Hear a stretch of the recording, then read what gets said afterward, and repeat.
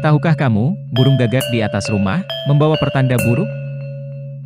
Burung gagak dinilai sebagai pertanda kematian dilihat dari perilakunya saat ada burung gagak lain yang mati.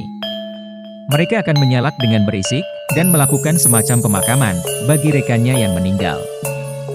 Mitos burung gagak terbang atau berputar-putar di atas rumah atau bertengger adalah pertanda buruk. Konon, hal tersebut bisa menjadi tanda bahwa salah seorang penghuni rumah akan sakit parah atau bahkan meninggal dunia. Apakah kamu percaya?